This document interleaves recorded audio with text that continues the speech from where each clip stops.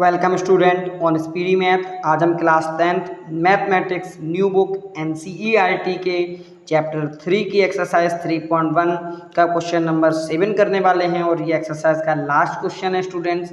इसे गौर से समझिएगा, जिसमें हमसे कहा गया है ड्रॉ द ग्राफ। आपको ग्राफ को ड्रॉ करना है of linear equation x minus y plus 1 is equal to 0 and 3x plus 2y minus 12 is equal to 0।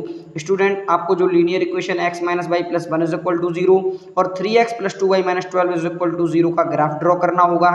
Determine the coordinates of the vertices of the triangle. इनको draw करने पर जो हमें triangle प्राप्त होता है उसके कोऑर्डिनेट बताने होंगे। फॉर्म बाय द लाइंस, जो कि एक लाइन के रूप में होंगे, and the x axis said the triangular region, और उस ट्रायंगुलर रीजन का आपको सेट बताना होगा। तो स्टूडेंट, सबसे पहले जो हमें दी गई इक्वेशंस हैं इन्हें हम नोट करते हैं।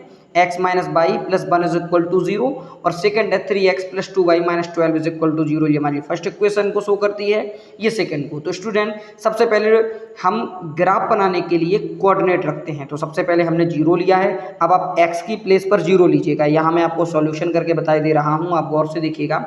मैंने x की प्लेस पर 0 लिया, तो 0 minus y plus 1 is equal to 0। आप बाई को राइट साइड में भेजिएगा तो बाई इज इक्वल टू 1 आता है। आपको देखिए, आपको अब मिल जाता है। 0 पुट कीजिएगा, 1 आपको मिलता है। इसी प्रकार से आप 1 को रखिए x की प्लेस पर। अब आप सेकेंड के लिए 1 को रखिएगा। जब आप रखते हैं 1 minus y plus 1 is equal to 0, y को आप फिर से राइट में भेजिएगा तो बाई इज इक्वल टू 1 और 1 मिलकर 2 आ जाता है, आप देखिएगा। ठीक इसी प्रकार से स्टूडेंट, हम सेकेंड वाले को जब रखते हैं कोऑर्डिनेट तो x की प्लेस पर 2 रख लिए, तो 3 2 जा 6 होता है, जो कि राइट में जाएगा तो माइनस में होगा। 12 माइनस 6 से 6 बचता है और 2 का डिवाइड करने पर हमारा 3 आ जाता है। ठीक इसी प्रकार से स्टूडेंट, जब हम x की वैल्यू को 4 पुट करते हैं तो आप इसे देखिएगा, 3 4 जा 12 होता है plus 2y is equal to 12। दोनों और सेम डिजिट है, सेम आपके सिंबल हैं, यानी प्लस प्लस हैं, तो आप ये कट जाते हैं। तो 2y इज इक्वल टू 0, जिससे y की वैल्यू भी हमें 0 फाइंड होती है।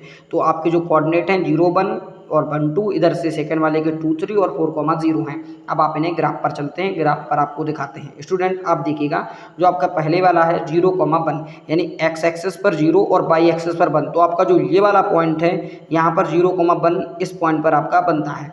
स्टूडेंट्स, अब आप गौर से देखिएगा, ये आपका x एक्सिस पे 0 और y एक्सिस पर 1 है, तो ये पॉइंट 0 1 शो करता है। सेकंड आपका स्टूडेंट दिया गया है 1 और 2, x एक्सिस पर 1 y पर 2, तो आप गौर से देखिएगा, ये x एक्सिस पर 1 है और ये y एक्सिस पर 2 है, यहाँ से 2 ये 1। अब आप देखिएगा, ये 0 1 और 2 1, इसे मैंने, ये वाला जो पॉइंट है और ये वाला पॉइंट है, इन्हें मैंने लाइन के थ्रू ऐड कर दिया है, दोनों को जोड़ दिया है, जिससे हमारी लाइन जो है ये L1 फाइंड होती है हमें। ठीक इसी प्रकार से स्टूडेंट, सेकंड वाले को आप देखिएगा, एक्स एक्सिस पर मैं 2 डिस्टेंस लेता हूँ, बाई पर 3 लेता हूँ, तो 2 3 बनता है। आप देखिएगा, एक्स एक्सिस पर मैंने ये 2 लिया है, बाई एक्सिस पर 3 लिया है, ये पॉइंट हमारा 2 3 को शो करता है। इसी प्रकार से स्टूडेंट, सेकेंड वाला पॉइंट जो हमारा 4 0, मैं यहाँ पर 4 लेता हूँ। आप देखिएगा, एक्स एक्सिस पर 4 और बाई 0 है, तो यहीं पर हमारा पॉइंट 4 0 बनता है। अब आप ये 2 3 और 4 0 को आप ज्वाइन कीजिएगा, तो स्टूडेंट्स ये दोनों लाइनें, चाहे L1 लाइन हो और ये लाइन आपकी L2 हो, ये जहाँ कट करती हैं वो पॉइंट A है। अब आप देखिएगा, A B और C ये ट्राइंगल शेप का निर्माण करती हैं। तो उन्होंने पूछा है कि आपको कि कोऑर्डिनेट बताइएगा आप, तो आप देखिएगा, ये पॉइंट जो A जहाँ पर ये कट करती हैं दोनों लाइनें, उनका कोऑर्डिनेट होता है 2 3, क्योंकि x एक्सिस पर ये दूरी 2 है और y पर 3 है, तो पॉइंट A के कोऑर्डिनेट हमें 2 3 फाइंड होते हैं। अब आप ये देखिए, जो लाइन L1 है यहाँ पर ये टच करती है या कट करती है, तो आप देखिएगा x एक्सिस के माइनस में 1 है और y एक्सिस यहाँ पर इस लाइन पर x एक्सिस पर 0 होता है, तो B के क्वाड्रेंट है -1 0।